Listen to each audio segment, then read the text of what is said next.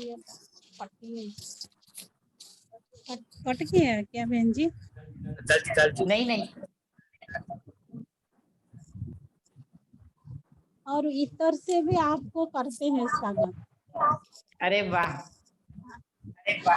तो ज्यादा करके दिल से बहुत बहुत अभिनंदन, स्वागत स्वागत स्वागत। आप तो ऐसे बहुत सुंदर क्लास वगैरह करते रहते हैं। सुनाई देता है बहन जी? हाँ जी हाँ जी। हाँ, आप तो ऐसे ज्यादा करके मधुबन में जा करके हमारा जितना विंग्स है, विंग्स क्या सेवा है करते रहते हैं। गांव में भी जा करके सेवा किए हैं, शहरों में जा करके भी सेवा करते रहते हैं। बहुत सारा जगह जा करके ऐसे बहुत सेवा भी किए, बहुत बाबा का नाम वाला भी किए और करते भी रहेंगे। हमारा यहाँ पर भी ऐसे एक बार क्लास भी किए थे, आज तक भी वो क्लास याद आते रहते हैं। भाइयों भी सुने, माताएं भी सुने और बहनों के भाग्य है भट्टी तो है, तो वो लोग भी सुनेंगे। बहुत सारे आपकी अनुभूति है, बाबा तो आपको ऐसे आगे बढ़ाता ही रहता है। बहुत कुछ करके बाबा ने आपको इतना अच्छा जगह पे बिठाए, इतना सुंदर आप वहाँ सेवा कर रहे हैं। सभी तरफ से आपको भी पुरस्कार मिलता रहता है।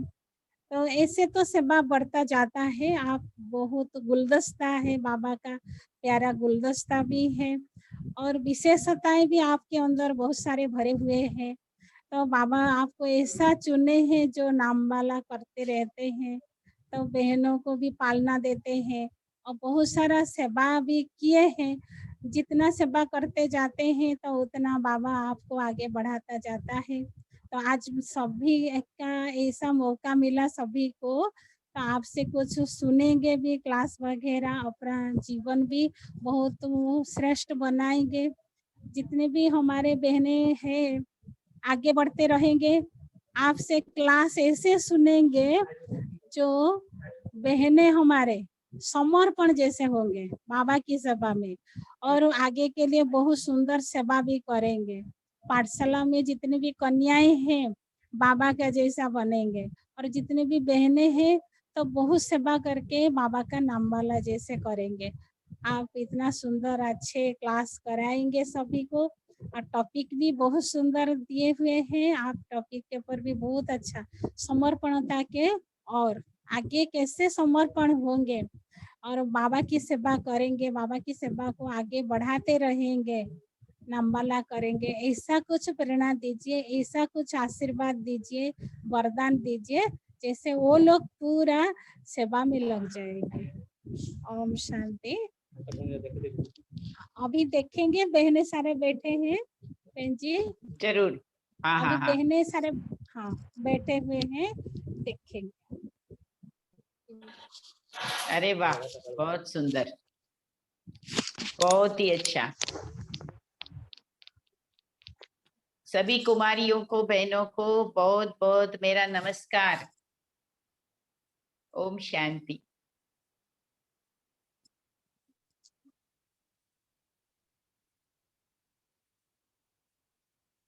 बहुत अच्छा।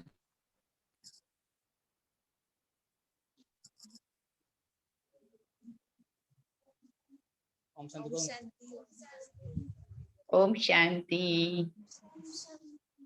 ओम शांति।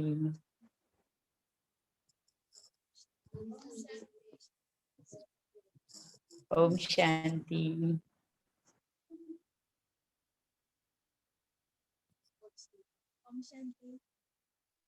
शांति।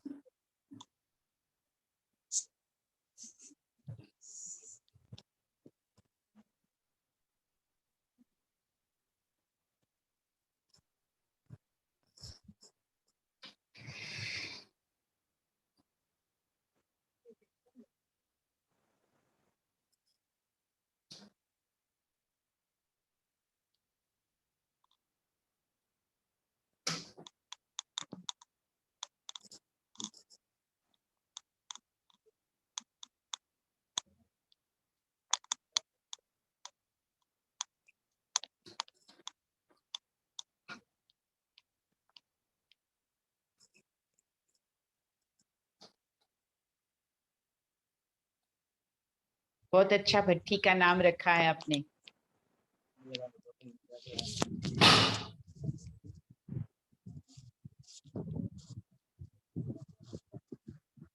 पूरा कन्या को देख लिए, बहनों को देख लिए बहन बिल्कुल जी। बिल्कुल, ज्ञान गंगाओं को देख के मैंने भी स्नान कर लिया। ठीक है, बहुत सुंदर सब बैठे हैं और आपके इंतजार में, क्लास के इंतजार में सभी बैठे हैं। एक पहले हाथ का गीत ताली बजा बजा दीजिए। के स्वागत। हाँ, एक अच्छा, गीत बजा दीजिए, योग करेंगे। हाँ, उधर से होगा बहन जी गीत बजाने का। अच्छा, हाँ, नहीं चलो साइलेंट योग करेंगे। मेरे पास अभी ये फोन से मैं कनेक्ट हुई हूँ ना, इसलिए नहीं हो रहा है। अच्छा, फोन से अच्छा दे ना, फोन द्वारा कनेक्ट हो चलता है, साइलेंट से करें।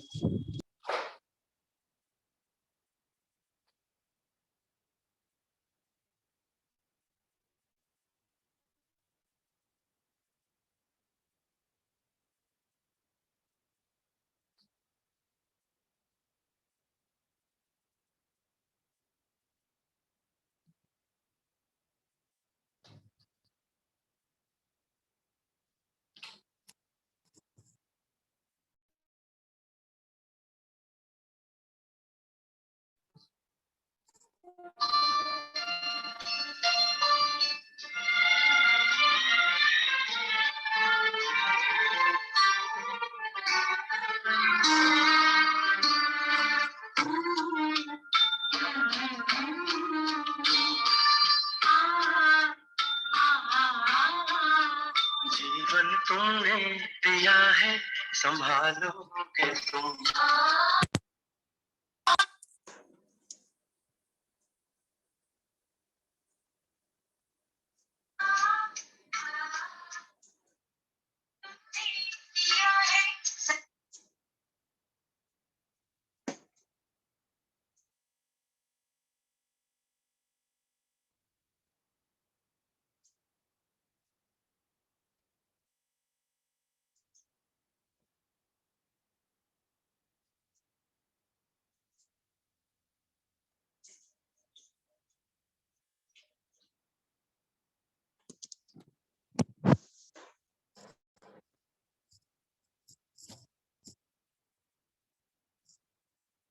ओम शांति।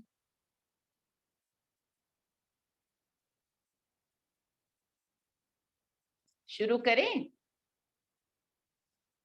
ओके। आज रविवार का दिन है और हम सब ने प्यारे बाबा की अव्यक्त मुरली भी सुनी। आज की मुरली तो विशेष डबल विदेशियों के लिए थी, लेकिन बाबा तो कहते हैं कि मेरा हर एक बच्चा ये मेरे लिए उतना ही प्रिय है, चाहे वो माला का लास्ट मणका भी हो। लेकिन बाबा को अपना एक एक बच्चा प्राणों से प्रिय है और इसीलिए बाबा ने हम बच्चों को ढूंढ लिया है। हम तो माया के दलदल में, कीचड़ में जन्म जन्म से ऐसे फंसे हुए थे कि जिसमें हम कुछ भी नहीं ढूंढ पाते थे। बाबा को पहचानना, वो नेत्र हमारा तो बंद था, पर बाबा ने हमारा नेत्र भी खोला और हमें कीचड़ से भी बाहर निकाला।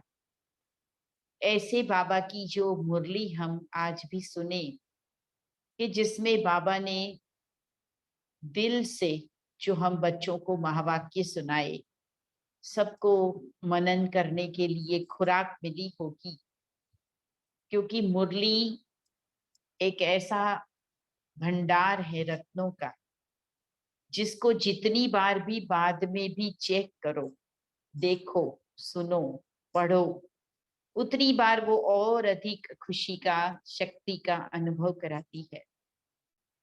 तो आज बाबा की मुरली से जो विशेष बात मैंने आप सबके लिए, जो मुझे क्लास भी करानी थी, तो एक जो मुझे सबसे अच्छी लगी बाबा ने कहा स्नेह और शक्ति का बैलेंस रखने वाले बनना, क्योंकि स्नेह के आधार पे हम सबका ज्ञान का जन्म होता है।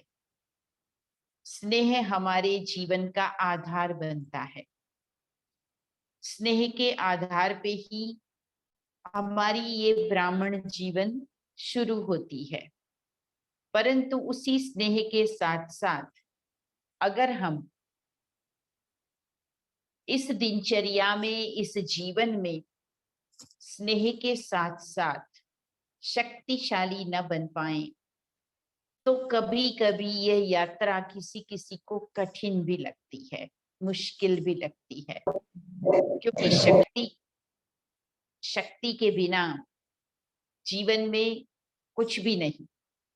और बाबा तो कहते हैं कि बच्चे, तुम मेरे इतने लाडले बच्चे हो, सिकिलधे बच्चे हो, मुझे बहुत खुशी है कि 5000 साल से बिछड़े हुए मेरे बच्चे मुझे पुनः मिल गए। परंतु साथ साथ ये भी हमें याद रखना है कि माया की भी नजर हम पर बहुत रहती है ना। माया के भी हम उतने ही लाडले, यानी कि आकर्षण में, उनके ध्यान में हम हमेशा रहते हैं। तो इसलिए स्नेह हमें ज्ञान में लाता है, परंतु शक्ति हमें ज्ञान में आगे बढ़ाती है। और कुमारियां और बहनें,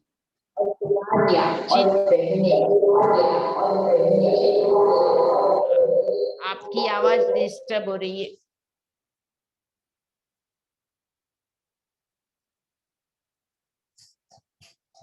ठीक है अभी? तो कुमारियों का जीवन यानी संगम युग की जिनको विशेष लॉटरी मिली है।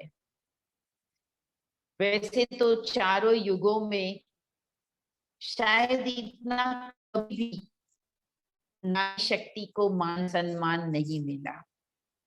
भले हम कहते हैं, वर्णन करते हैं कि सतयुग में भी श्री लक्ष्मी का नाम श्री नारायण से पहले लिया जाता है, या श्री कृष्ण के साथ राधा का नाम लिया जाता है तो भी राधे कृष्ण कहा जाता है।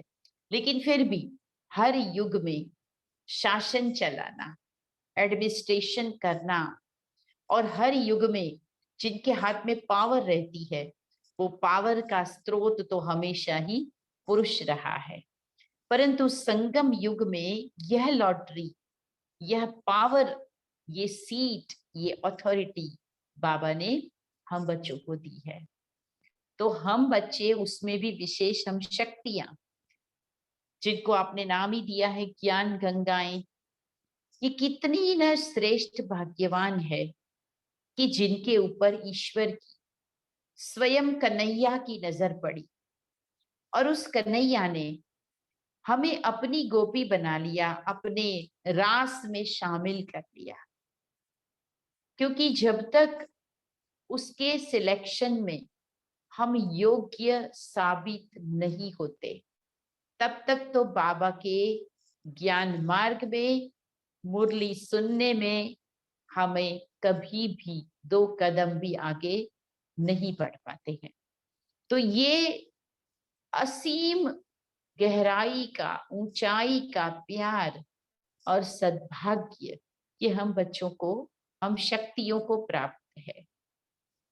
और कुमारियां जो घर में भी माता पिता की लाडली, नाजों से पली, कोमल होती है, कुमारियों का भक्ति में भी पूजन होता है। माता पिता भी जब घर में माता की चौकी बिठाते हैं, पूजा रखते हैं, कुमारियों को भोजन पे बुलाते हैं, तो उन कुमारियों का अंगूठा धो करके पीते हैं, उस चरणामृत का पान करते हैं।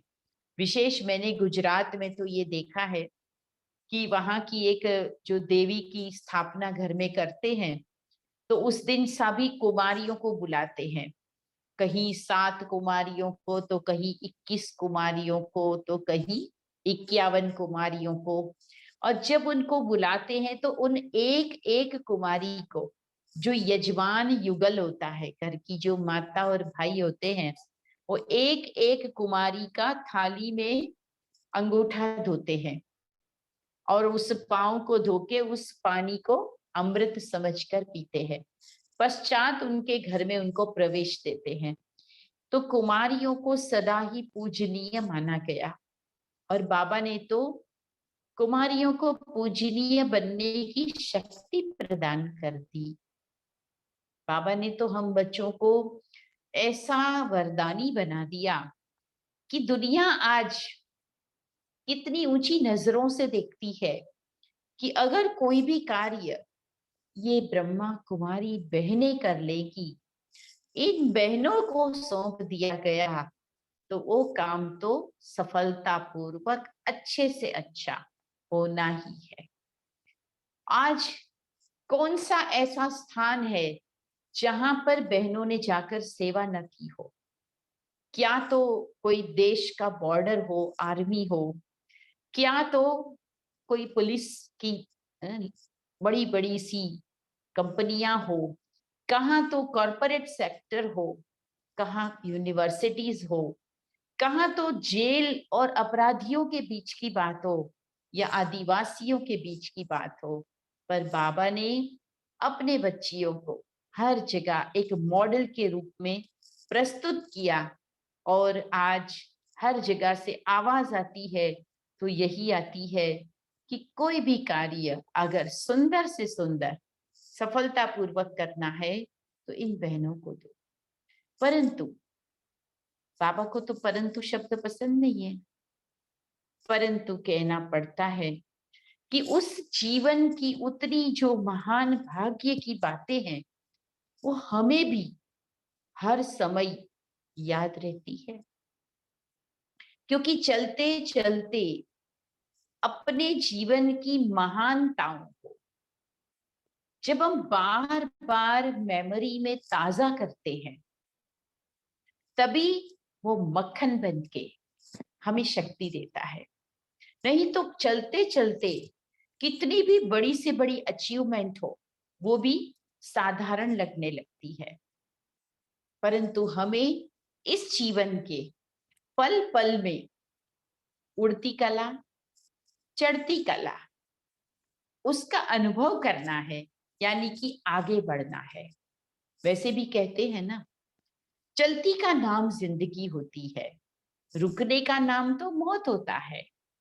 जो रुक गया, जो ठहर गया, उसकी जिंदगी भी क्या जिंदगी है। जिंदगी तो बहते पानी की तरह सतत आगे बढ़ती जाए, तभी उसमें ऊर्जा का अनुभव होता है, उत्साह का अनुभव होता है।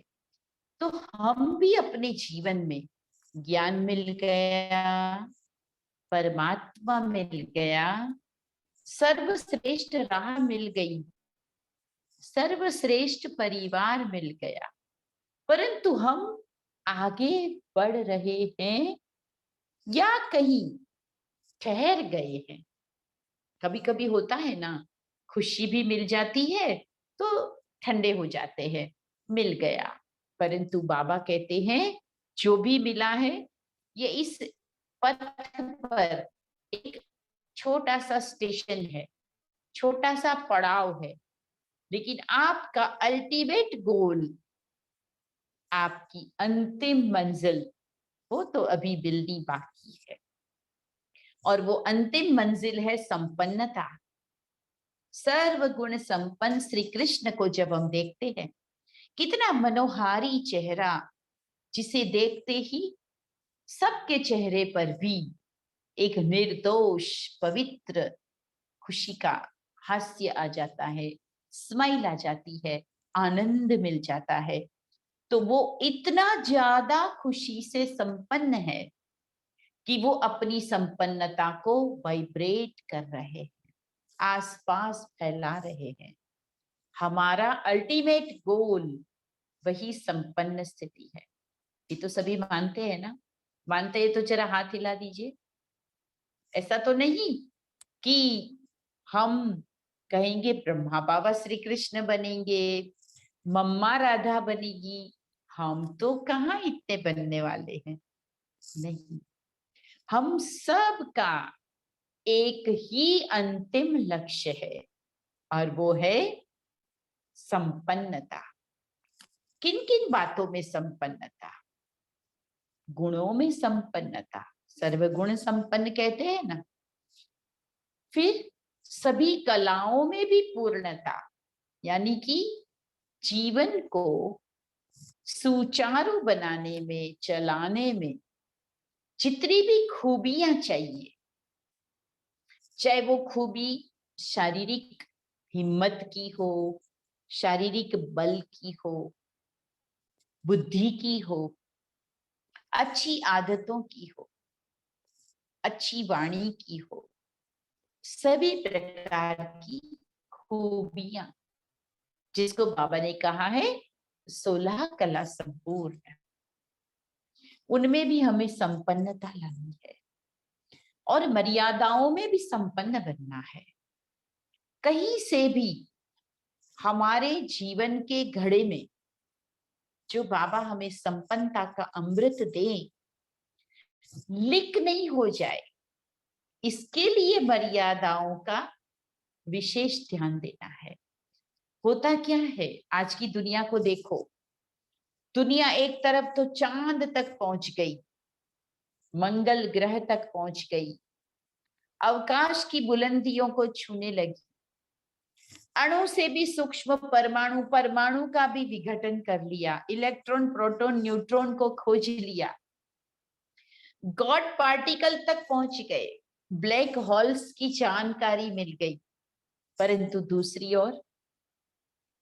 दूसरी ओर पवित्रता की मात्रा घटते घटते घटते आज अति तमो प्रधानता, और इसी तमो प्रधानता से आज मायूसी, दुख, चिंता, हिंसा, ये सतत बढ़ता जा रहा है। इनसिक्योरिटी, पता नहीं आज तो सब कुछ ठीक है लेकिन कल क्या होगा।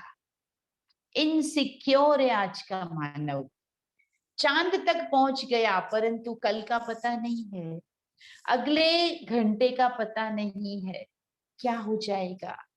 और मानसिक स्थिति सतत डर की, और इन्हीं डर ने आज कितनी न बीमारियों को जन्म दिया है। तो क्या हो गया कि मर्यादाएं जो बाबा ने हमको सिखाई है, ये दुनिया के पास नहीं है। इसीलिए एक तरफ गेन कर रहे हैं, नॉलेज खूब बढ़ गई है, टेक्निक खूब बढ़ गई है, पर दूसरी ओर मर्यादा का कवच नहीं, मर्यादा की रेखा के अंदर नहीं। इसीलिए विकारों में, व्यसनों में और कितने कॉन्फ्लिक्ट्स में उनकी शक्तियों का ड्रेन होना हम देख रहे हैं, शक्तियां व्यर्थ जा रही है। तो बाबा ने हमें इसलिए कहा सर्व गुण संपन्न, 16 कला संपन्न, मर्यादा पुरुषोत्तम। ये मर्यादाएं कवच है, ये सेफ्टी है। जो भी हम प्राप्त करेंगे अगर उसको बचा न पाए तो बताओ क्या होगा। कितना भी कोई अर्न करे, महीने की लाखों की सैलरी आए, लेकिन कुछ भी बचा ना पाए तो क्या होगा। तो हमें मर्यादा संपन्न भी बनना है। इसी तरह से संपूर्ण अहिंसक भी बनना है, क्योंकि संपूर्ण अहिंसा अर्थात हर आत्मा की दुआ प्राप्त करना,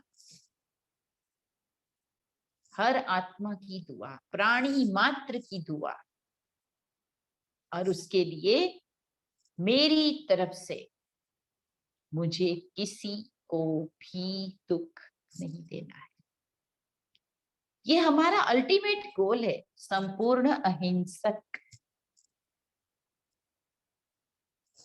तो इन सब धारणाओं को लेकर हम चल रहे हैं और उस गोल की तरफ जा रहे हैं, जिसमें 100% तक पहुंचना है। काफी परसेंटेज तक हम गुणवान भी बने, बहुत से परसेंटेज तक हम निर्विकारी भी बने, बहुत से परसेंटेज तक हम कलाओं से संपन्न भी बने। हर एक को ये जीवन में अनुभव होगा कि जब हम बाबा के बनते हैं तो हमारे अंदर की छुपी हुई पोटेंशियल बाहर आती है, छुपे हुए गुण बाहर आते हैं। पहले हमें पता नहीं होता है कि हम ये काम कर सकते हैं। बाबा के बने चमत्कार के रूप में हम नए नए काम कर लेते हैं, परंतु फिर भी सब कुछ तो नहीं हुआ है। बाबा तो कभी कभी कहते हैं, बच्चे अभी तक तो चींटी मार्ग पे चल रहे हो, आपको तो उड़ना है, तभी आपकी मंजिल आपको मिलेगी। अभी तक जितना चले हो वो तो बहुत कम डिस्टेंस पार हुआ है। और दूसरी ओर यह भी तो विषय जरूरी है कि समय तो कम होता जा रहा है और उसके सामने बनना तो बहुत कुछ है। तो इन दोनों को कैसे मिलाएंगे? गीत सुना है ना, वक्त है कम लंबी मंजिल, तुम्हें तेज कदम चलना होगा, कदमों की फुट स्टेप की स्पीड को इंक्रीज करना होगा। अभी हम चल रहे हैं, हम संतुष्ट हो सकते हैं कि हाँ हम ज्ञान में चल रहे हैं। मुरली क्लास करना, योग करना, अमृत वेला करना, भोजन बाबा की याद में बना के भोग लगाना, ये जो हमें ब्राह्मण जीवन के नियम बताए गए हैं, हम चल भी रहे हैं उसमें। परंतु फिर से परंतु क्या हम वो खुशी, वो संतुष्टता का अनुभव कर रहे हैं कि जिसमें हमें लगे कि हमें जितना करना चाहिए, जितना हम कर सकते हैं, उतना हम कर रहे हैं? ऐसा लग रहा है? नहीं। अंदर से कभी ना कभी विचार आता है कि ये भी एक जीवन में ढल गए और चल रहे हैं, लेकिन और अधिक कर सकते हैं। क्यों नहीं कर पाते हैं? सांसारिक बंधन नहीं भी है, देह का अभिमान नहीं भी है, विकार नहीं भी है, बड़े बड़े विकार तो छोड़ दिए, पवित्र जीवन भी है, परंतु फिर भी हल्के नहीं, खुश नहीं और आगे उड़ने का अनुभव नहीं। इसकी तो कमी सभी को महसूस होती है और इसके लिए ही हम सबको एक उदाहरण याद रखना होगा। श्री कृष्ण के साथ अगर सबसे ज्यादा प्रेम और यादगार का गायन हुआ तो किसका हुआ? गोकुल की उन भोली भाली राधा, अन्य गोपियां, उनका हुआ।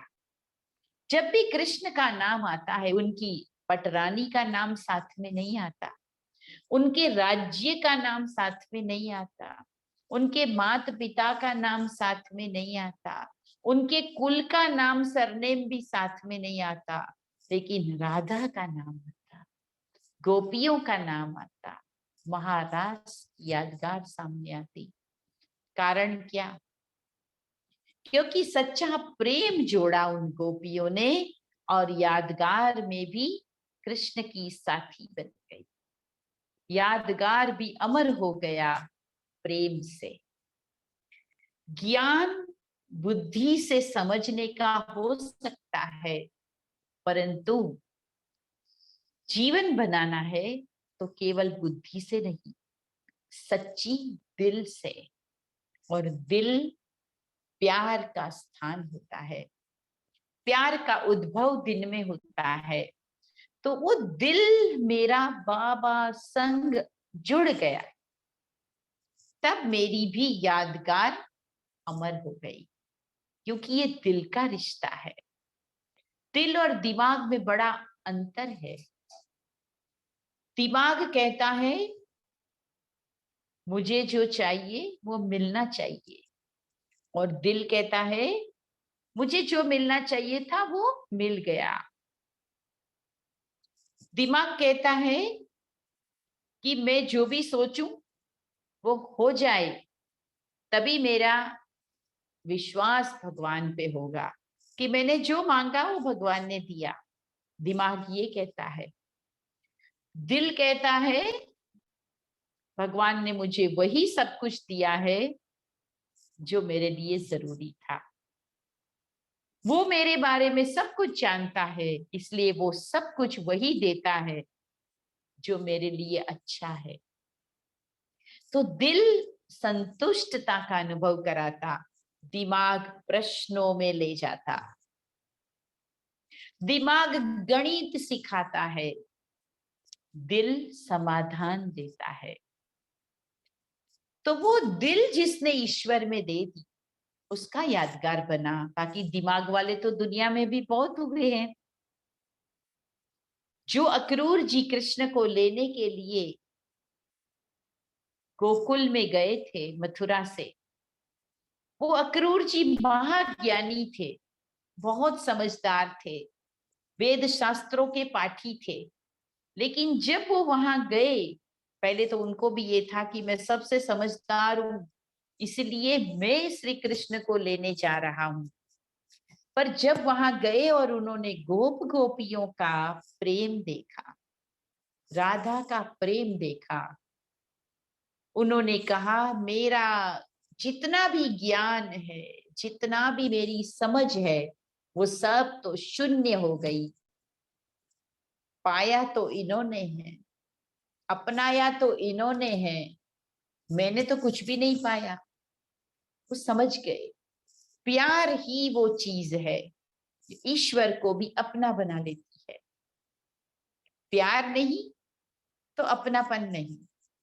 और इसलिए हम सबको दिमाग से केवल ज्ञान और ज्ञान की प्राप्तियों का मंथन नहीं करना है, दिल बाबा में लगाना है, दिल बाबा को देनी है और बाबा की दिल को जीतना है। ये जो दिल है ना, ये जिस बात को स्वीकार कर ले वो कभी नहीं भूलती है। दिमाग बार बार भुलाता रहता है क्योंकि दिमाग बहुत भागता है। तो हम सभी दिल वाले बच्चे हैं ना। दिलवाड़ा मंदिर में यादगार किस है? बाबा के संग तपस्या करने वाले कल्प वृक्ष के छांव में, जड़ों में बैठे हुए वो आत्माएं कौन है जिनकी तार ऊपर बाबा से जुड़ी हुई है? चित्रों में देखते हो ना, कल्प वृक्ष के नीचे तपस्या में बैठे हुए कौन है? हम ही तो है। कृष्ण के साथ रास करने वाली गोप गोपियों का चित्र देखते हो तो वो कौन है?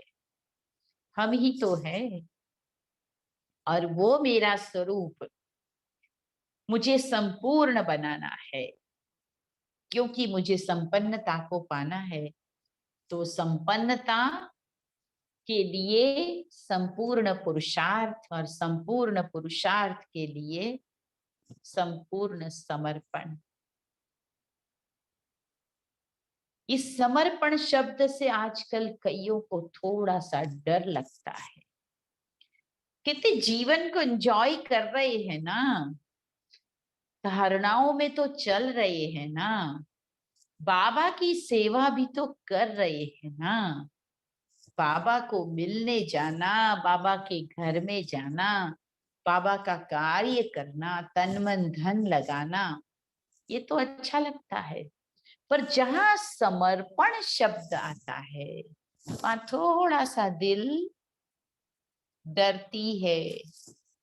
नाजुक है ना कुमारियां, कोमल होती है ना, तो कभी कभी थोड़ा सा डर लगता है, क्योंकि समर्पण को एक बंधन, नियमों से बंधी हुई जीवन, सादगी भरी जीवन, मर्यादाओं भरी जीवन ऐसा समझ के थोड़ा सा भारी लगता है, लेकिन जो ईश्वर का बना और उसने जितना इस राह में अपना जो भी सब कुछ इन्वेस्ट किया, उसी ने ईश्वर से सबसे अधिक प्राप्त भी किया।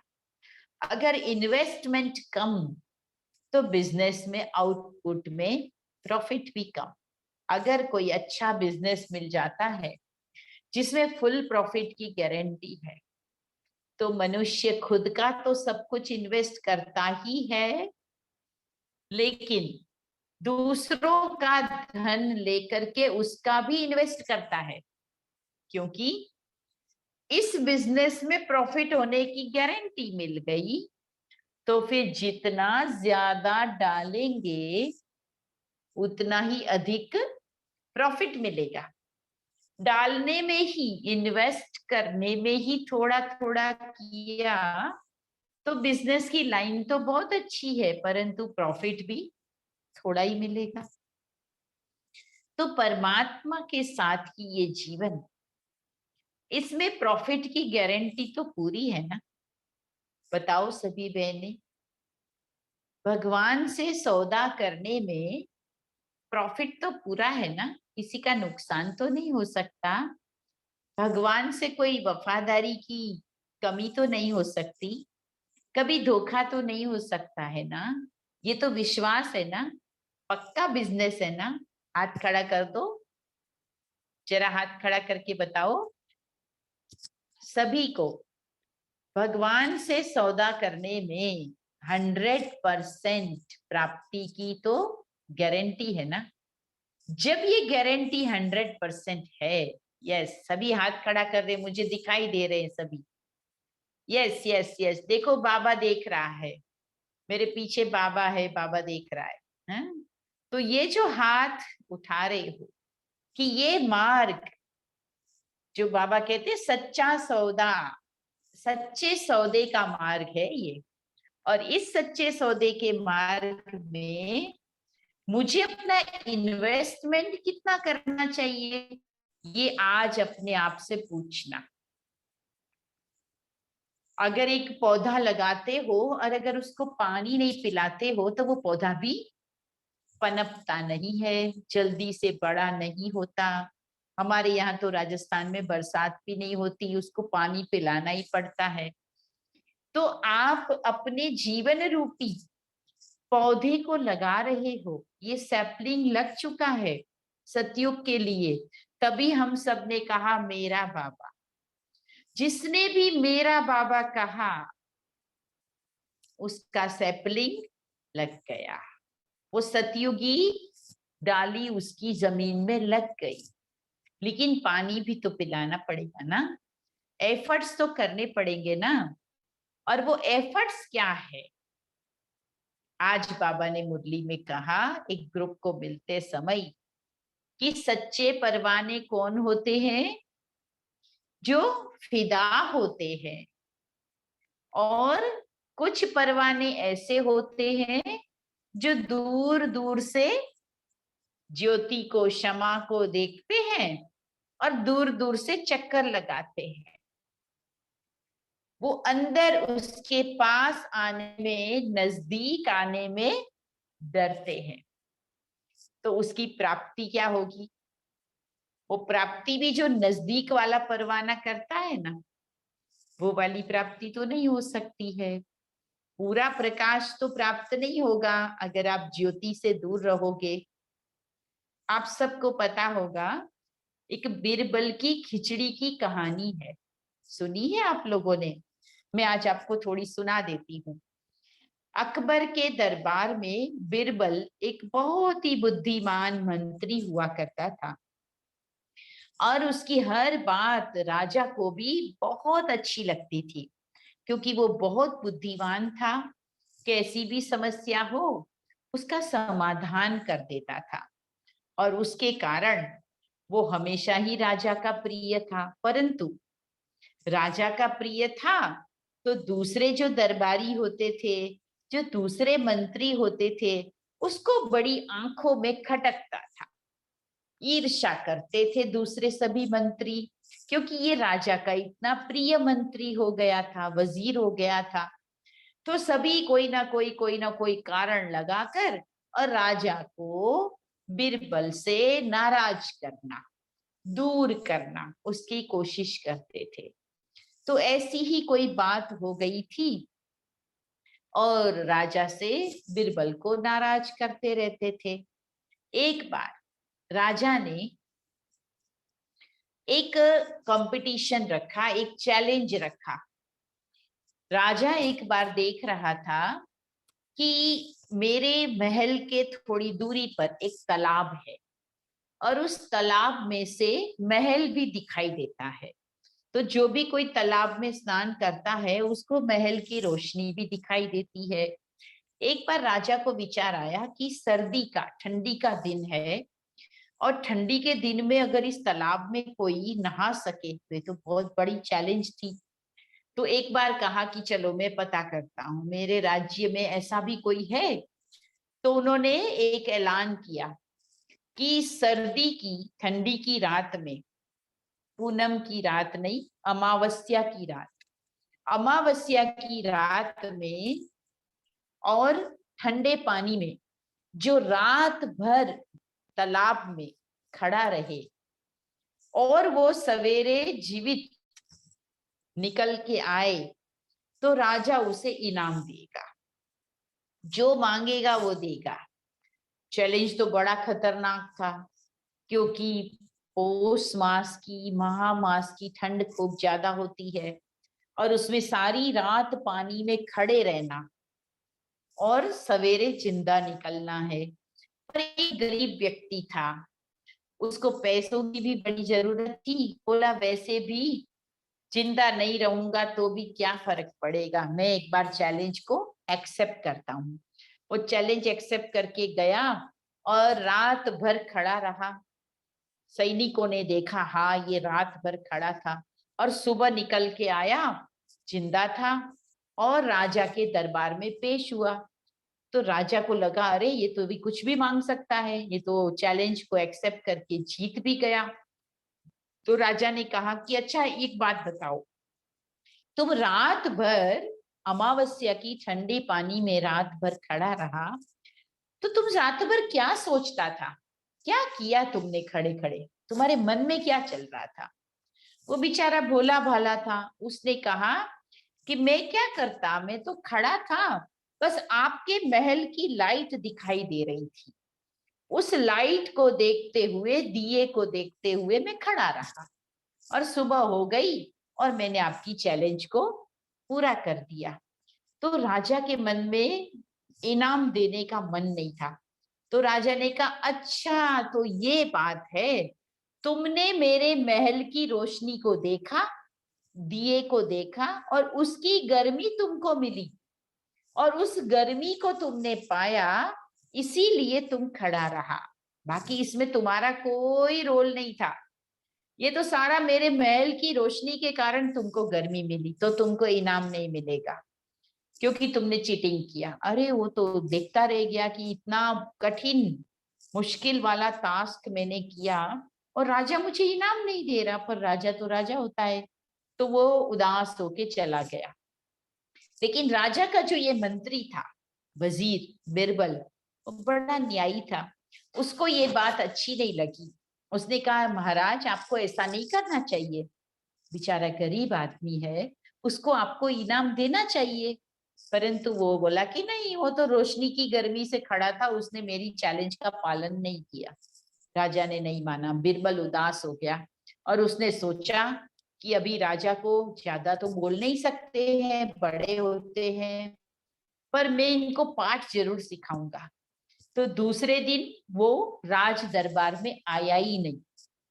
जब आया नहीं, पूरा समय पूरा हो गया, राज दरबार बिखर गया, तो भी बिरबल कहीं दिखाई नहीं दिया। तो राजा ने एक सैनिक को भेजा कि पता करो बिरबल क्यों नहीं आया। तो जाकर के पूछा तो बिरबल को कि आपको राजा जी याद कर रहे थे, आप महल में राज दरबार में क्यों नहीं आए? तो बिरबल ने कहा राजा जी को बता दो मेरी खिचड़ी पक रही थी, वो अभी तक पकी नहीं है। उसने जवाब दे दिया। तो शाम की सभा फिर से हुई, फिर देखा कि बिरबल नहीं आया। फिर राजा ने किसी को भेजा, जाओ पता करो बिरबल क्यों नहीं आया। फिर से वो सैनिक को बोलता है, महाराज को कहो बिरबल की खिचड़ी अभी तक पकी नहीं।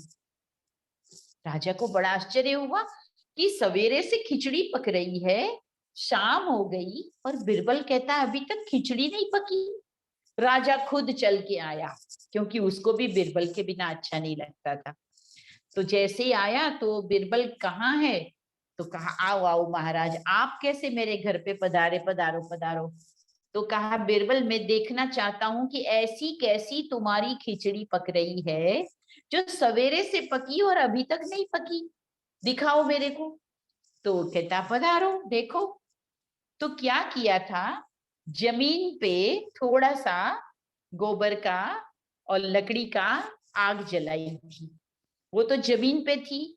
और जो खिचड़ी थी वो 10 फीट ऊपर, समझ पा रहे हैं ना, 10 फीट ऊपर ऐसा मचान बना के उसके ऊपर एक मटकी के अंदर टांग के रखी थी। तो कहा कि खिचड़ी कहाँ है, बोले उसमें है। आग कहाँ है, नीचे है। अब आग भी जल रही है और खिचड़ी भी रखी हुई है।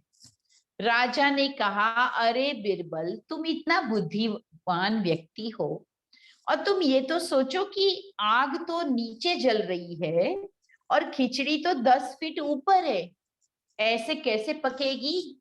तो राजा ने कहा नहीं, पक जाएगी। बोले कैसे पकेगी, बोले गर्मी मिलेगी ना। बोले नहीं, गर्मी भी नहीं मिलेगी और ये तुम्हारी खिचड़ी तो कभी भी नहीं पकेगी। तुम इस खिचड़ी को उतारो और आग के ऊपर रखो। तो राजा को बिरबल ने कहा, महाराज ये तो मुझे भी पता है कि ये खिचड़ी नहीं पकेगी, पर मैं आपको कुछ बताना चाहता हूँ।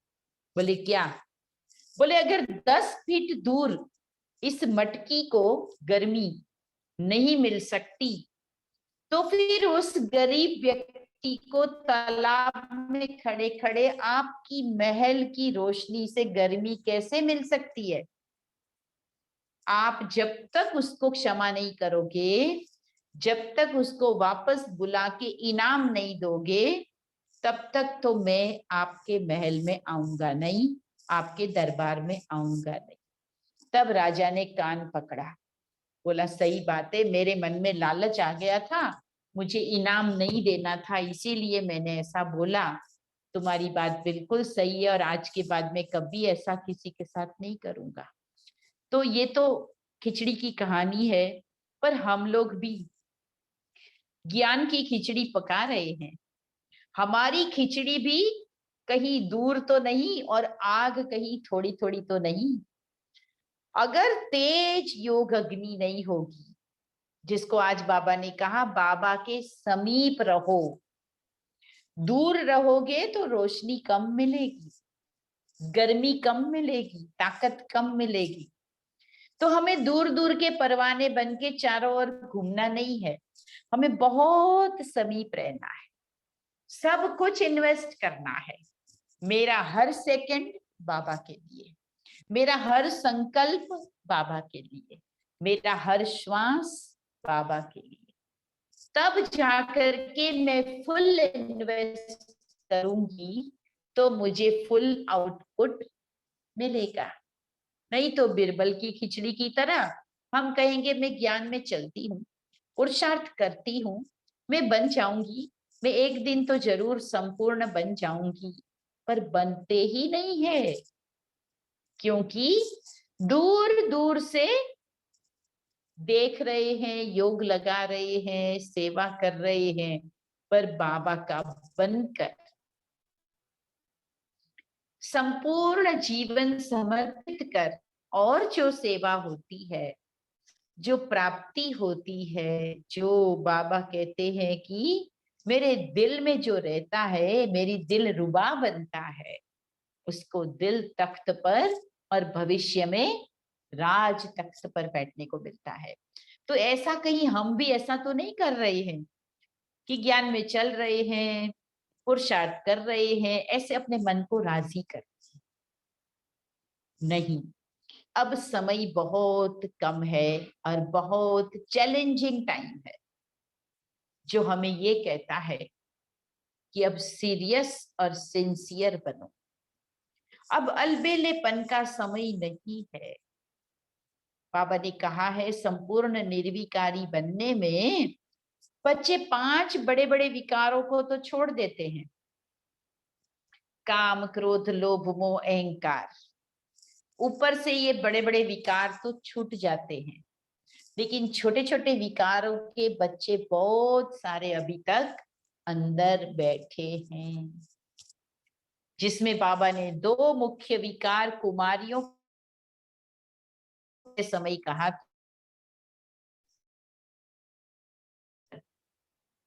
5 विकार तो उनके पास नहीं आएंगे, परंतु अगर आएगा तो एक तो आता है आलस्य और एक आता है भय,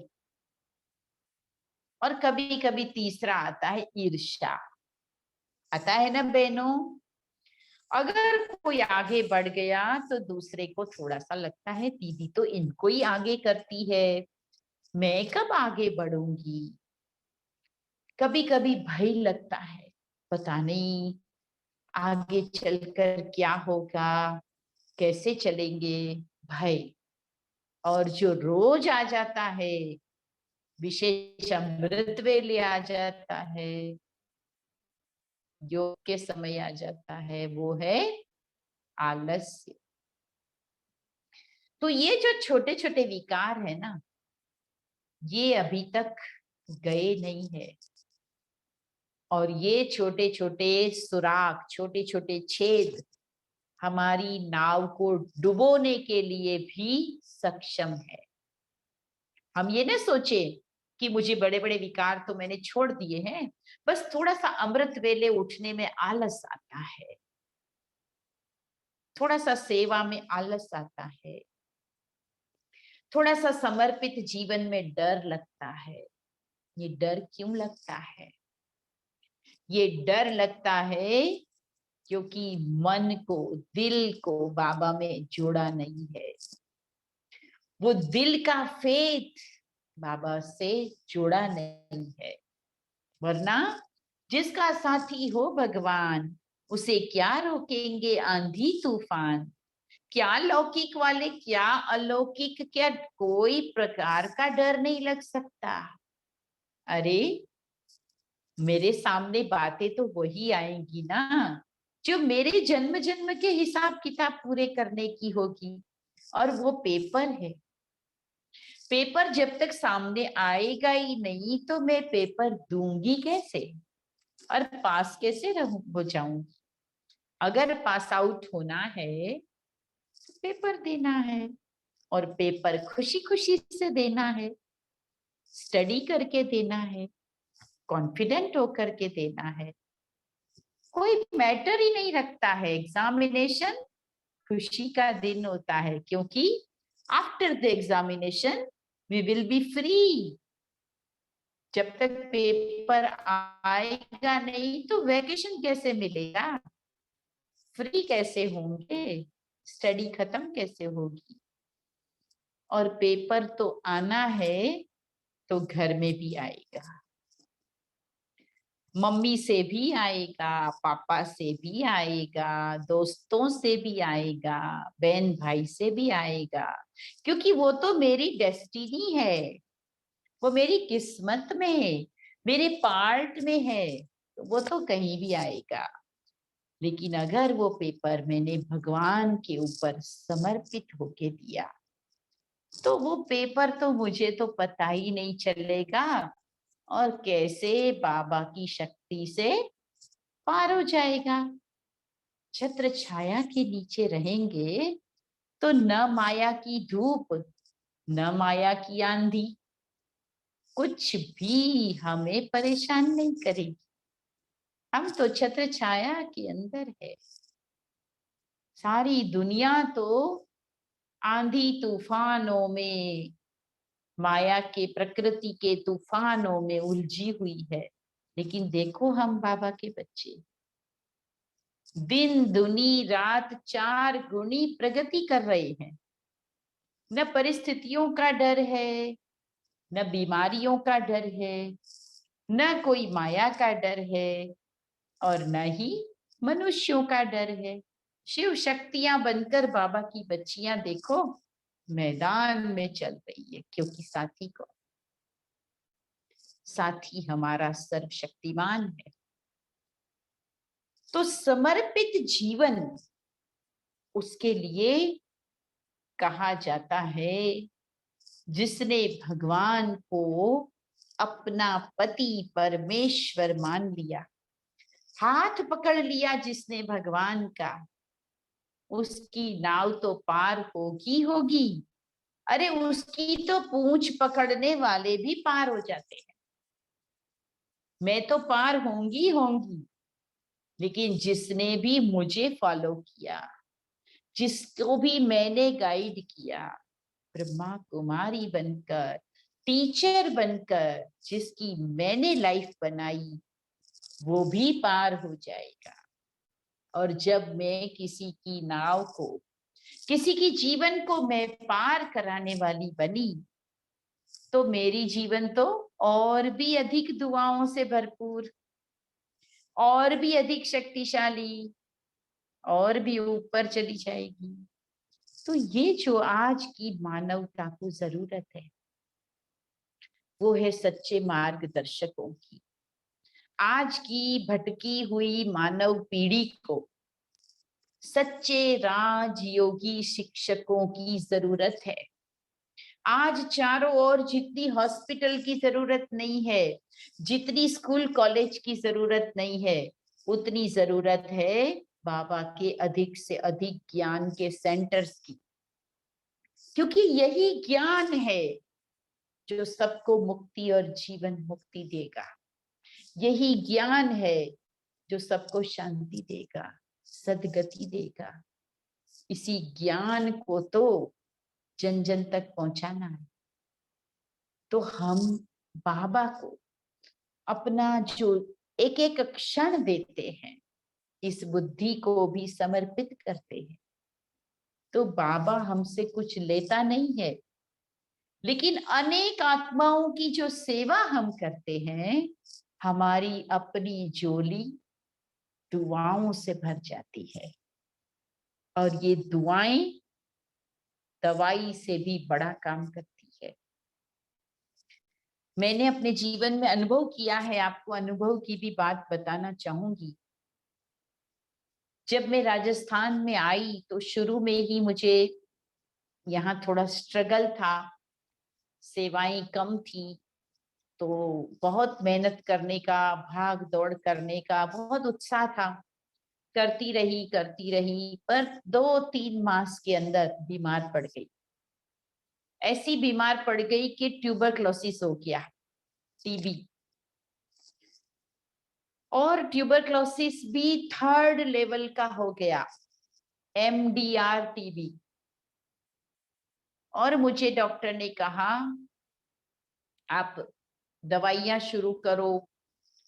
दवाइयां तो शुरू की, टेस्ट भी कराए, पॉजिटिव आ गया, परंतु दवाई सूट नहीं होवे। उसके कारण तुरंत वॉमिटिंग्स हो जावे, और उस वॉमिटिंग करते करते लीवर डैमेज। एक तरफ तो टीबी, दूसरी तरफ लीवर डैमेज। दवाई फिर बंद करनी पड़ी। इतना ज्यादा लीवर डैमेज होने लगा था कि एक कण भी चावल का दाना पेट में नहीं रहता था। वॉमिट, कैसे भी उस लीवर को सेट किया, परंतु दवाई फिर भी जा नहीं रही थी। दवाई के बदले इंजेक्शंस का कोर्स शुरू किया। 150 इंजेक्शंस मोटी वाली सुई से, स्ट्रेप्टोमाइसिन के, वो लगे मुझे। मुश्किल से 20 साल की भी आयु नहीं थी, 19-20 साल की आयु। परंतु मुझे बाबा ने उन दिनों में भी न तो किसी सेवा से मैं वंचित रही, न मेरे हिस्से का काम किसी और को करने दिया, न ज्ञान सुनाना बंद, न स्थूल सेवा बंद, न सूक्ष्म सेवा बंद। वो तो मेरे को बाबा ने ऐसी शक्ति दी, और न कभी एक संकल्प मात्र भी आया कि मैं घर पे चली जाऊं, मैं वापस राजस्थान से अपने वतन में चली जाऊं। नो, ये तो पेपर है। डॉक्टर्स ने मुझे कहा था कि आपको जिंदगी भर दवाई खानी पड़ेगी, एक। दूसरा, आपका हीमोग्लोबिन नहीं बढ़ेगा, रेडिश नहीं होंगे आप, पीला पीला फीका फीका रहोगे। तीसरा, आप भाग दौड़ नहीं कर पाओगे जिंदगी भर, क्योंकि 4 साल तक बहुत सघन दवाइयों का, ट्रीटमेंट का, अनेक प्रकार का अनुभव किया। छोटी सी सर्जरी भी हुई, या एक ट्यूमर हो गया था, वो रिमूव किया, सब कुछ हुआ। परंतु उन दिनों भी जो मैं बाबा के घर में थी, सेवा में थी, उस सेवा का बल, दुआओं का बल, सेवा का शौक मुझे बहुत मदद किया। 4 साल जब मैंने बीमारी का देखा, फिर मैंने एक बार सोचा कि ये कितनी दवाई खाऊंगी मैं भगवान की सेवा में हूं, मैं भगवान सर्वशक्तिमान की योग की छत्र छाया में हूं, मुझे योग से ही अभी अपने आप को चलाना है, मैं तो शिव शक्ति हूं ना। और फिर मैंने बिना डॉक्टर के बताए, डॉक्टर को कुछ भी नहीं बताया, दवाई बंद कर दी। सिर्फ 3 सप्ताह के लिए, 21 डेज के लिए बहुत पावरफुल योग तपस्या की। और वो तपस्या, मैं मास्टर सर्वशक्तिमान हूं, मैं प्रकृति जीत आत्मा हूं। 2 संकल्प, बाबा से शक्ति आ रही है मुझ आत्मा पर, और मैं पर्टिकुलर अपने जहां पर ये ट्यूमर था छोटा सा, उसे वो पावर देती रही।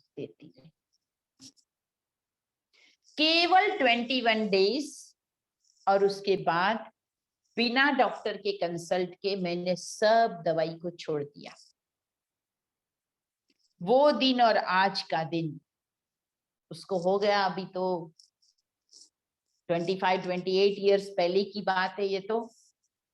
और आज तक एक सिंगल मेडिसिन, एक टैबलेट भी मैं नहीं खाती, नेवर, कभी भी नहीं। और सब पैरामीटर्स ठीक चल रहे हैं, खूब भागते हैं, खूब दौड़ते हैं, खूब काम करते हैं, न तो बाबा थकने देता है, न बाबा बैठने देता है, और न कभी बीमार पड़ने देता है। तो पेपर तो आया, लेकिन उसमें मेरे बॉडी का प्योरिफिकेशन हो गया। ऐसे लगता है मुझे नई बॉडी मिल गई, पुराने सेल्स खत्म हो गए, नए सेल्स बन गए। वैसे भी मेडिकल साइंस में कहते हैं कि हमारी जो बॉडी है वो हर 6 महीने के अंदर पुराने सभी सेल्स को खत्म करती है और नए सेल्स बन जाते हैं। तो 6 महीने में हमारी बॉडी नई हो जाती है। जो 6 महीने पहले आपके पास बॉडी थी वो अभी नहीं है, वो चेंज हो गई। इतने नए सेल बन गए, इतने पुराने सेल खत्म हो गए।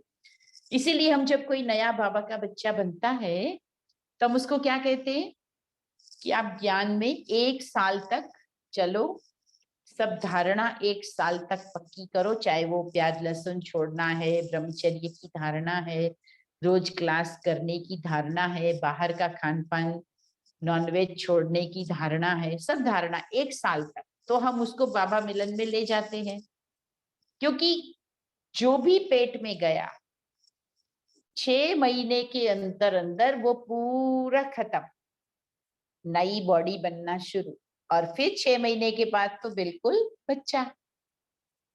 तो हम उनको 1 साल के बाद बाबा मिलन में ले जाते हैं, राइट। इसी तरह से कई पेपर आते हैं।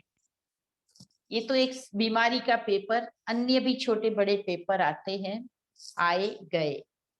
लेकिन समर्पित होने के बाद कभी भी, सिवाय कि एक बार मेरा ऑपरेशन, वहां ही डॉक्टर अच्छा था तो मैं लौकिक घर पे करने के लिए रुकी, उसके सिवाय कभी भी 5 दिन भी मैं घर पे नहीं रुकी। बाबा के बन गए घर क्यों याद आएगा?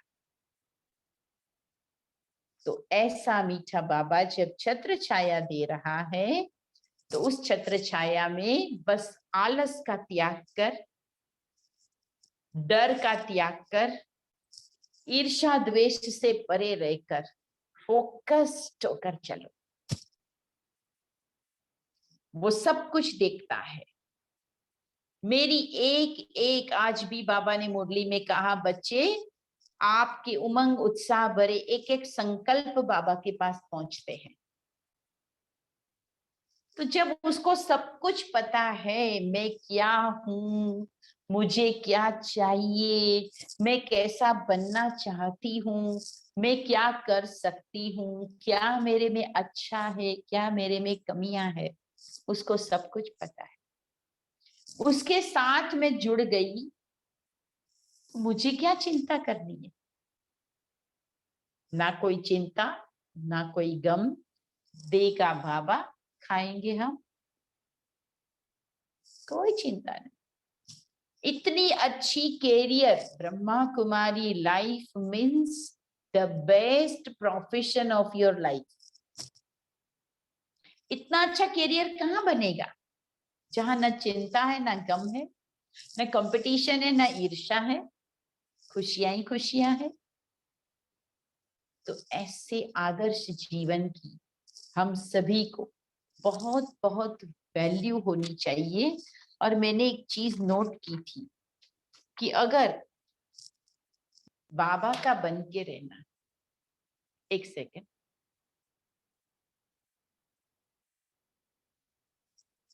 अगर ऐसे बाबा के अमूल्य रतन बन के रहना है तो हम सबको बाबा के सच्चे जेम्स कौन होते हैं उसकी सही परिभाषा याद रखनी होगी। मैं बाबा की सही, सच्ची, अमूल्य मणि कैसे बनूं? जेम्स, फर्स्ट जेम्स में आता है जी, जी फॉर ग्रेटिट्यूड। हमेशा बाबा का दिल से शुक्रिया करो, बड़ों का दिल से शुक्रिया करो। मैं बाबा की कितनी भाग्यवान बच्ची हूं। बाबा, तुमने मुझे क्या से क्या बना दिया, तुमने मेरा कल्याण कर दिया, तुमने एक पत्थर को हीरा बना दिया। बाबा, तुमने कांटे को फूल बना दिया।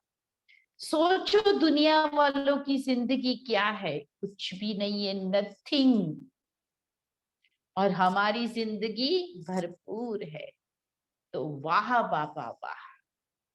दादी जानकी जी लास्ट के दिनों में, वाह बाबा वाह, मेरा बाबा, मीठा बाबा, प्यारा बाबा, शुक्रिया बाबा, इतना ही बोलती थी।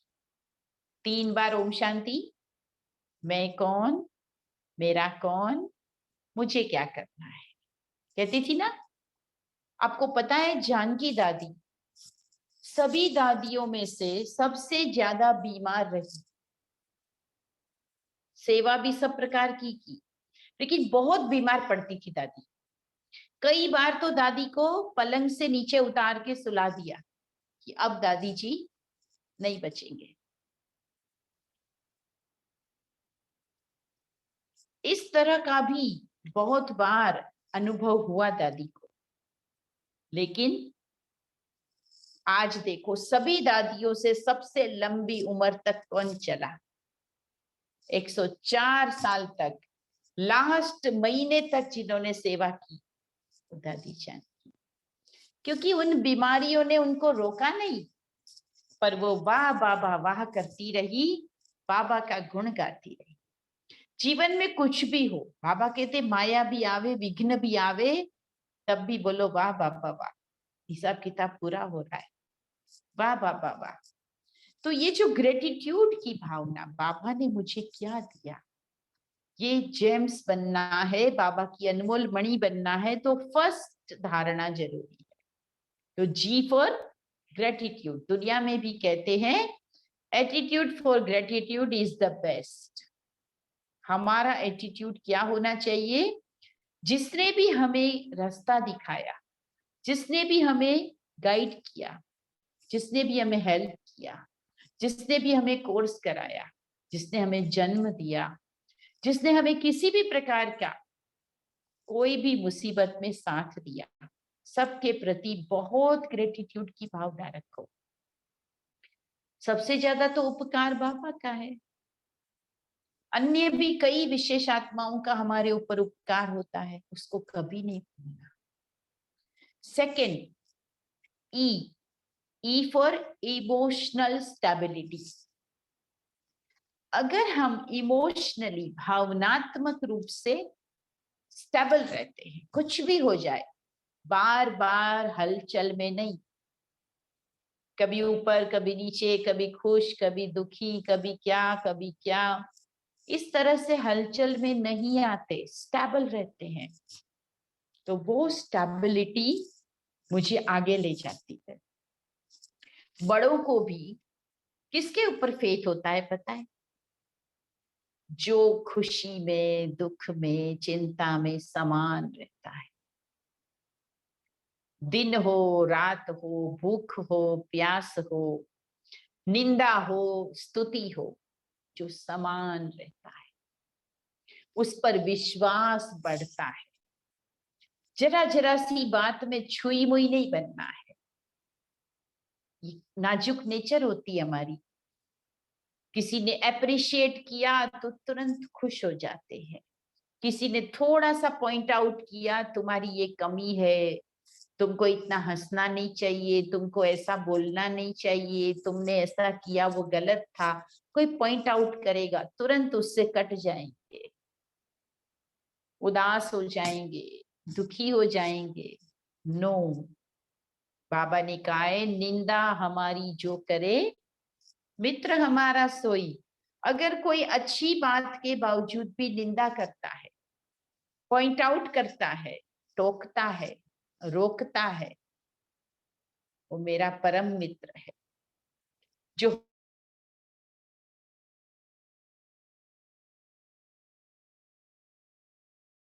वो मेरा मित्र ना हो। तो emotional stability. Third, master of your mind, जिसके लिए मेडिटेशन, बाबा की याद के अच्छे अच्छे अभ्यास करो। अमृत वेला कभी 2 बजे करके देखो, कभी 3 बजे करके देखो, नए नए अनुभव करो। बीज रूप अवस्था क्या है, तो अशरीरी अवस्था क्या है, फरिश्ता क्या है, मनसा सेवा क्या है, सभी प्रकार के योग का इंटरेस्ट रख के एक्सपेरिमेंट करो, क्योंकि ये योग ही हमारे जीवन का आधार है। तो आप अमूल्य मणि बन जाओगे। जिन्होंने भी योग की मेहनत की, उसको बाकी कोई मेहनत करने की जरूरत नहीं। हम मुख्य मेहनत जो करनी चाहिए योग की वो नहीं करते हैं, दूसरी बातों की स्ट्रगल में, मेहनत में जीवन बीत जाता है। तो aim for meditation, for becoming master of your mind, and as study, जिंदगी भर स्टडी करो। फॉर्मल स्टडी नहीं, बहुत कर लिया, MA, BA, MSc, chartered accountant बन गए, ये बन गए, वो बन गए, दुनिया में लॉट ऑफ लोग बन रहे हैं। थोड़ा बहुत मनी मिलता है, थोड़ी बहुत फ्रीडम मिलती है, बाकी क्या मिलता है? चिंता, प्रेशर, अनेक प्रकार का मैनेजमेंट करना पड़ता है। डर रहता है, विकारी लोगों के बीच में रहना पड़ता है, संग अच्छा नहीं मिलता, इनसिक्योरिटी, उसके लिए, पैसे के लिए नो। मुझे डिग्री लेनी है बाबा का दिल तख्त की। खूब स्टडी करो, अव्यक्त वाणी पढ़ने का शौक रखो, मुरली को रिवाइज करने का शौक रखो, मुरली का सार निकालो और सभी के अनुभव सुनो। दीदियां कैसे बनी, दादियां कैसे बनी, महारथी महारथी कैसे बने, सबके ऊपर स्टडी करो, मुरलियों की स्टडी करो, मन को बिजी रखो। जो मन खाली है वो बहुत खतरे वाला होता है, मन को खतरे में नहीं डालना, बिजी रखना। तो यही कुछ बातें हैं। आप कन्याएं हो, आप तो बहुत बाबा की लाडली हो, बहनें हो, छोटी छोटी मैं देख रही हूँ, बहुत अच्छी प्यारी प्यारी बहनें हैं और सभी बाबा के दिल तख्त पर रहेंगी। और बाबा तो इतना खुश होता है बच्चियों को देखकर। बाबा कहते मैं भी डांस करता हूँ। बाबा कभी कभी कहता है जब मेरे सामने गोपियां होती है तो मुझे भी डांस करने का मन होता है। तो देखो बाबा कितना प्यार देता है। खूब भरपूर प्यार पालो बहनों, संगम युग में ही मिलेगा। बाकी ये लौकिक वाला प्यार तो हर जन्म में किया, धोखा खाया और सब कुछ लुटा दिया। वो प्यार प्यार नहीं है, वो धोखा है। वो ऊपर का चमकीला पेपर है, अंदर सारा धोखा है, फंसाने वाला प्यार है। सच्चा प्यार, बाबा का प्यार निर्बंधन करता है, उड़ा देता है। तो उड़ना है ना, बोझ की टोकरी लेके, नौकरी की टोकरी लेके थोड़ी बैठना है। उड़ो और उड़ाओ, संगम युग को सफल करो। अच्छा, ओम शांति।